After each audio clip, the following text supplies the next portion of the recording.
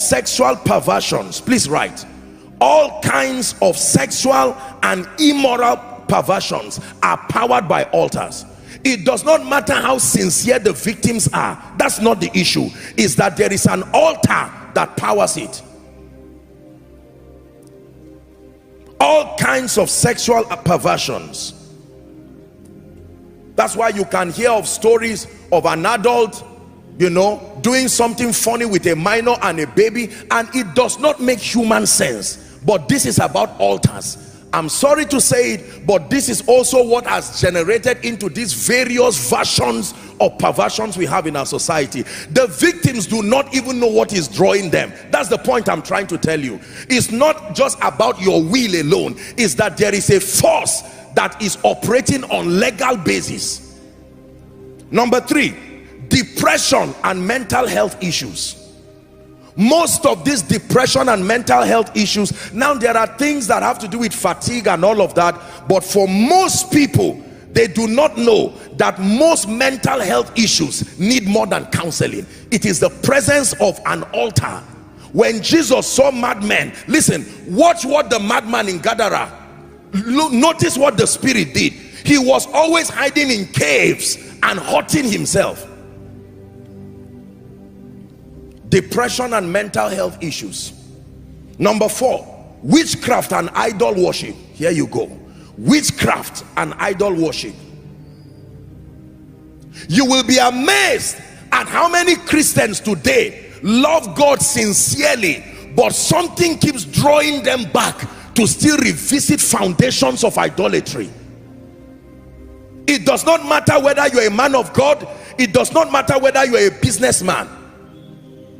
There's something in you that still makes you comfortable. There's one small portrait in the village that was kept there. It was handed from great-grandfather to grandfather, and they said if you speak to that portrait, it can bring results. You can serve God and give, but when the going gets tough, as you travel to the village, as you are passing, you just see that thing, and something within you. Witchcraft and idol worship. Look up, please. There are, you've seen us pray for these people during miracle services. There are many people, some of you looking at me right now, based on the ordinances of priesthood, you are supposed to be the one they hand over some of those things to, but you just said, I've given my life to Jesus Christ, I'm not interested. And the altar said, it's not about whether you are interested or not. Find out how I came into being first. And you just generally sweep it under the carpet, and it says, all right, you go.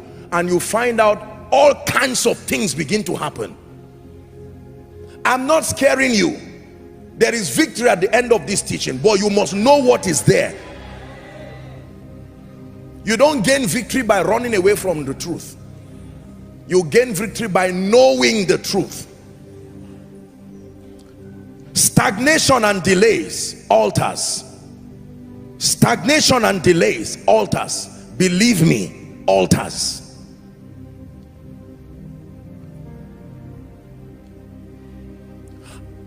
Near success syndrome. Have you seen that happen to people?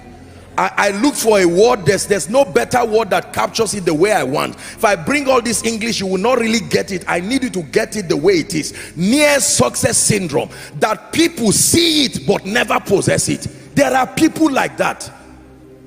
You do an interview to the last point, then you don't go again. You start a business and negotiate to the last point, then you don't go again. You will always see the beginning of things but never see the end of them. It's an altar, believe me. You can look around and know people in your life who are excellent starters, but the power to continue and even finish anything is not there.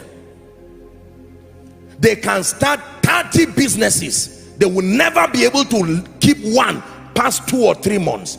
They can start different companies, they can even start ministries, and yet it does not work.